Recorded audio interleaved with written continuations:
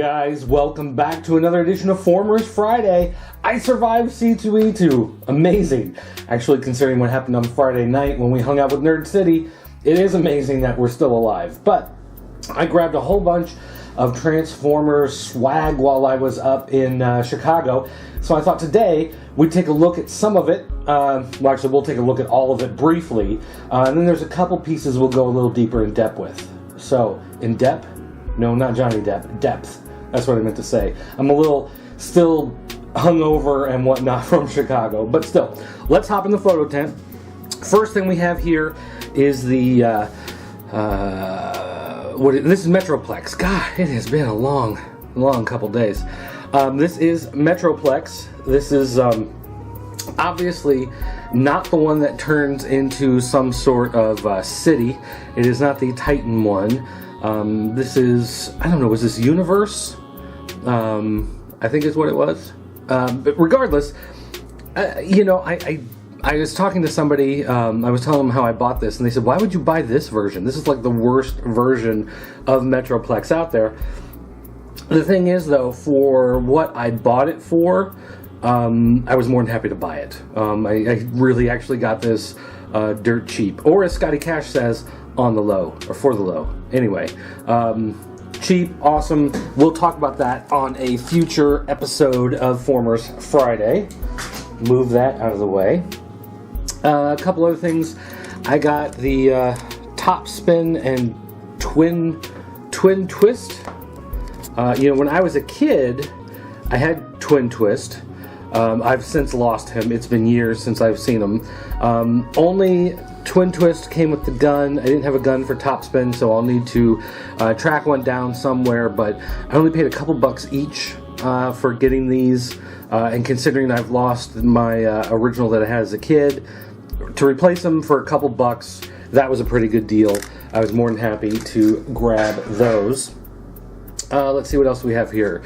We have Brawl, an actual Generation 1 Brawl that's part of Bruticus. Now, he didn't come with his little pistol, but otherwise, I believe this is everything he was supposed to come with. I know he makes a foot on Bruticus, and he didn't actually come with the foot plate, and I don't know if he's supposed to, or if that came with another guy, so I'll probably have to hunt one of those down when I eventually go to piece them together, but regardless, I got him, a couple bucks also on him, pretty happy with that one. Let's see, a GoBot. Some of you guys asked about GoBots, and I did find a GoBot up there, found a Psycho, I think this one was about 10 bucks, and this is one of those figures that I remember, like when you see it, you go, oh yeah, I remember that guy. But if you sit there and, make a list of all the GoBots and Transformers you had as a kid, or you saw your friends had or whatever, this one never makes any list. Like no one remembers this one until you actually see it. And then you're like, oh yeah, I remember this guy. Super cool. So I was happy to get him.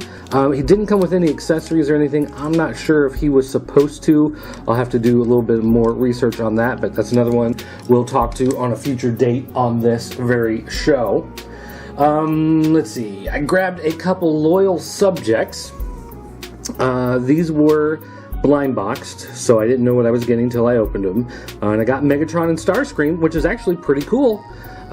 So I'm kind of happy with the ones that I randomly got. The one thing with these loyal subjects, they are way too expensive. These were like, 12 bucks a piece, and I've heard that that's the standard retail. I didn't pay extra for being at a con. A lot of times you go to a con and stuff is outrageous. I paid 12 bucks a piece for these, which is the, from what I've heard, is the standard price. And, as awesome as these little guys are, 12 bucks a piece just seems really high. That just seems way too high. They're light. They have a little bit of articulation. You can move the arms. The waist moves, the head moves, and that's really it. So, they're cool for what they are. They're just overpriced, but I was at a show and I'll spend the extra money, whatever. So I did get those. I did get something I've actually been trying to get my hands on for a while at a decent price. Anyway, is Twincast from, gosh, I don't even remember why they did it. I'm trying to remember why they made him like this, but it's basically Blaster in a remix of colors. They just changed the deco for whatever reason. They gave him, Ravage, but they turned him into a lion. And yeah, I don't know. I don't know. I don't know what the reason was for this version of the toy, unless maybe they just wanted to release another one. But I do have a G1 Blaster I was going to talk about on this show in the upcoming weeks. So probably what we'll do is, instead of it just being Blaster, we'll take a look at Blaster versus Twincast, and that ought to be a good time. Another one I've been trying to get for a decent price for a long time is this bad boy. That's right, we've got the Japanese reissue of Megatron in the box set without the orange plug. They had to put the orange plug when they released it in the United States, so this is the one without that. And it's the full setup of everything in there. And this guy, I couldn't believe it. I was going through somebody's booth and I was looking at different things, and I found a couple of these in the back corner of the booth underneath some other stuff, and I kind of pull it out and I go, well, how much is this? And the guy goes, oh, I don't know, $100. And I was like, bam, purchased, bought. I never had Megatron as a kid.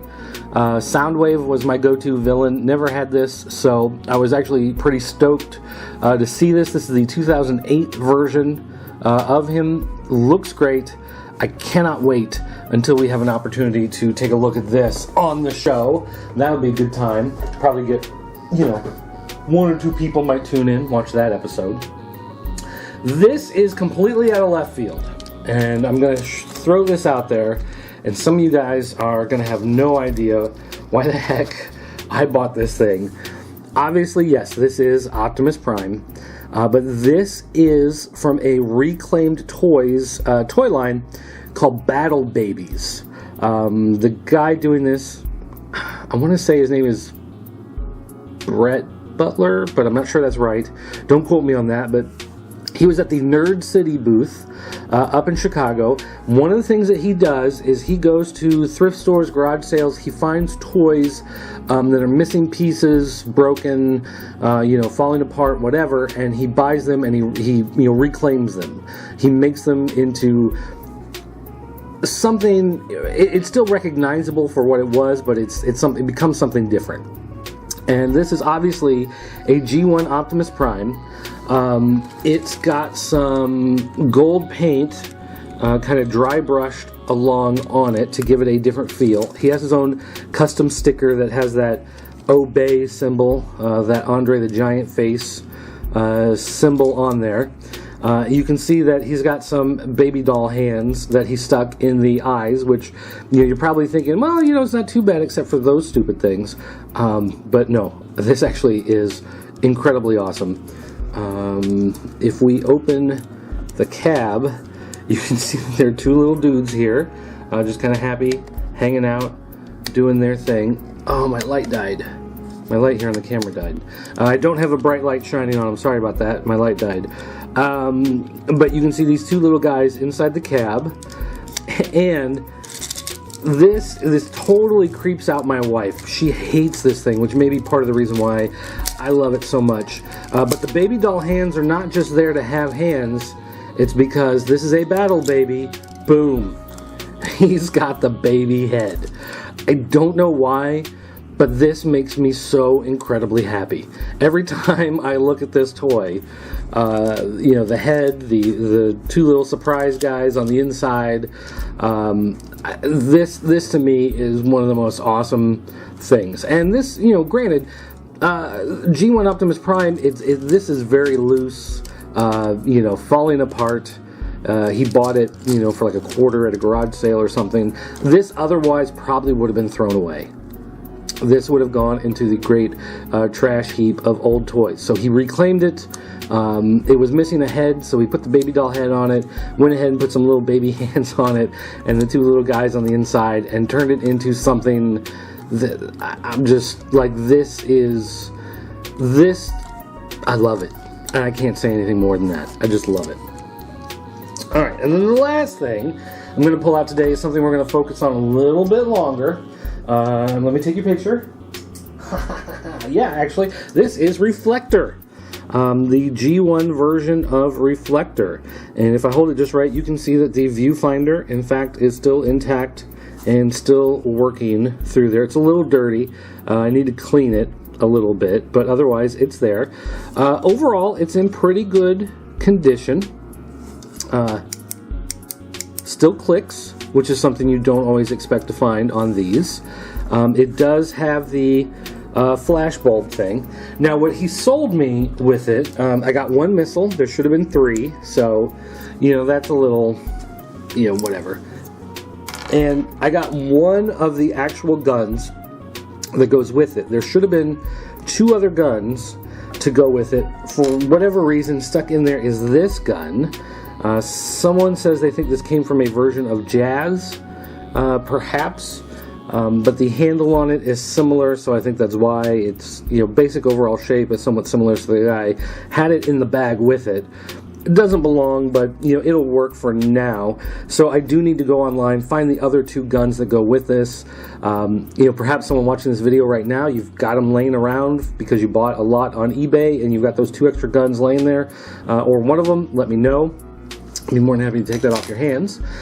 But then as far as Reflector goes, Reflector was one of those Transformers. I didn't even realize for a long time that they even made this guy originally. He was a mail away in the United States. You had to get the points off the back of the package and cut out the little like Autobot symbol, I think it was. Mail it in with the shipping and handling, and you could get Reflector in the mail. And Reflector was the guy in the middle. They used a lot in the background shots when they needed just random robots laying there, some guys running around. The 2 guys on the side, they did appear occasionally, I believe, in some of the background shots, but the guy in the middle, you'd see like 3 or 4 of this guy just running around for whatever reason. But Reflector, being a camera, you've got the flashbulb missile launcher, you've got the lens cap. If I had all of the weapons, one of the guns actually has this kind of round piece on it, and you can take it and attach it to the gun in order to make like this giant, you know, cannon piece to it. So the guns themselves, when he's in robot mode, and the missiles obviously don't have any place to attach or go, but they did think of at least a reuse for the lens when he is in robot mode. And then the key here, when you do transform him, is that he becomes 3 separate robots. So this is actually a combiner, believe it or not, in the simplest form. So you've got this red guy over here. They all have names, separate names. I don't know what they are. I'm not that big of a you know, nerd to figure out what they all are, but I'm sure I could look them up. You can go to, you know, TF Wiki or you know, one of those places and find it. But you've got this little red guy. He has the articulation here at the shoulders, and because of the way he transforms, the arms can kind of fold in, you know, if you wanted to on that. But the head doesn't really move. The legs do, because of the way he transforms, you can move those a little bit, so you do have some posing options when it comes to putting him together. He doesn't have any sort of symbol on him as far as when it comes to Autobots or Decepticons. I don't know if there was supposed to be and it fell off over the years, or if he just doesn't have it, but overall I think it's, you know, your basic robot look. I think it works. It's fine. And then we've got the blue guy on the other side who actually had the flash bulb on his head. And more or less the same thing that you see with red, you see with blue. He's got that articulation here up in the shoulders. The legs move here at the hip, but you can't move him at the knee backwards because of the way he transforms. It only moves forward, so it's a little funky as far as that goes. So not as much with posing options with him as you have with the other guy. I guess though we can go ahead and put the guns in. His missile launcher flashbulb thing fits right into his hand like that. And it does make him a little top heavy, so you have to kind of finesse him a little bit or put something under his feet to get him to stand right when he's got it. Otherwise, you can just kind of use it as a way to help kind of prop him up. I'll take the other gun here, put that in his hand, and that one actually works a little bit better because it's not as heavy, so it's not, you know, pulling on him quite as much, and you are able to pose him a little bit better. Then your guy in the middle, your main reflector here, you slide these arms out. You know, those are obviously your connectors from where you connected the other guys on the side, and then you flip the legs down. And then if I had that other gun, it would attach to his arm. I think maybe it actually attaches on the outside. And then you have the piece that sits on there like a giant cannon coming out of him. But otherwise, you know, this basic shape, this chest piece, if you've seen the cartoon, you've seen this, you know, robot with that chest piece, and it's usually drawn as a lens with the iris closed shutter, you know, the type that so it's got like the 20 different pieces that all kind of fold in order to cover up the hole. He's got that going on there.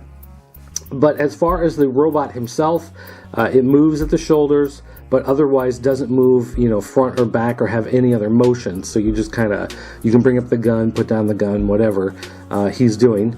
And his legs, because of the way he transforms, they do fold back, so that is normal. So at least, you know, if you wanted to show him like running or whatever, you could, whoa, look at that, he's really fast when he runs. So you got that going for him. When he transforms, he does have, you know, the lens finder piece does stick pretty far back, out of the back, and he can look a little funky up top with these extra pieces on here. But I think overall, again, the heads on all three of them are somewhat similar, except he looks more like he's got a battle mask, whereas these guys more just kind of have regular faces, but they have the same basic shape. They kind of repeated that shape going through you know, his helmet and on the head on there, which I think actually looks pretty nice. And we do have the thermal symbol here, and it did, you know, over the years this has slid off to the side.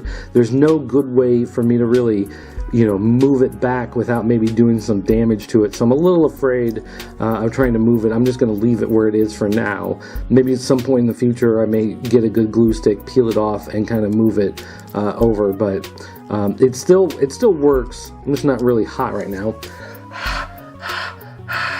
It's one of the things with these thermal stickers, you got to be thermed in order to make the thermal stickers work, and it's actually pretty cold outside today, so I'm not, don't have a whole lot of heat in me to get it going, but it does work. If I can get it, you know, heated up, if I sit there, rub it for a while, or whatever, the Decepticon logo does show up on there. So overall, even though I ended up with a gun that really has nothing to do with this figure, doesn't really fit. Can I stick it in here maybe? Not really. I ended up with this gun that there's really nothing I can do with, you know, whatever. I was at least happy that I got a missile and I actually got the lens cap. I saw some, oh look, there it's starting to show. Ooh.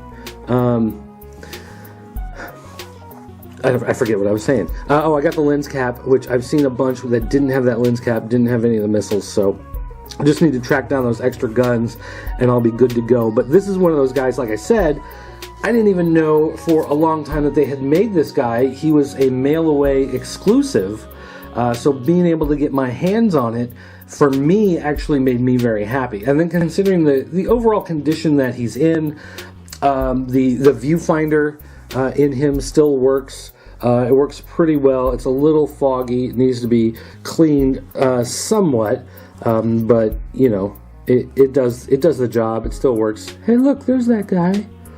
And so I'm happy that I got my hands on it. It's a good toy, and overall, I think I got a pretty good haul from C2E2. I'm looking forward of doing reviews of a lot of this stuff for you guys. I know some of you are really excited to take a look at that Megatron. this Metroplex. We'll see. It's got some. I've transformed it a couple times, so it's got some nice parts to it. Not that big of a deal. And then my Battle Baby. I love my Battle Baby. He's so precious. I love him. So anyway, guys, that's going to do it for today. Thanks for watching. Don't forget, you want to check out more reviews. If you want to check out some of the coverage from C2E2, we did some interviews with Dan Jurgens, Brian Azzarello, Charles Soule, Michael Allen Nelson, Franco and Baltazar from Aw Yeah Comics. We talked to JB Rowe, who was there at the Nerd City booth this year. We talked to Warpo Toys. So if you want to check out some of that stuff, make sure you stop by popculturenetwork.com. You can check that out. If you want to get a hold of me, you can find me on Twitter. It's at PCN_dirt. You can also call our 24-hour voicemail line. It's area code 217-953-4025. And don't forget, you can go to jointheforums.com, the official forums of the Pop Culture Network. And if you go out and you buy some swag like this, you want to show it off, our longest running thread, biggest thread, is under the toy section, pics of stuff you bought. And people just love showing off the toys that they've tracked down. So make sure you check that out. That's going to do it for this week, guys. Thanks for watching. I'll see you next time.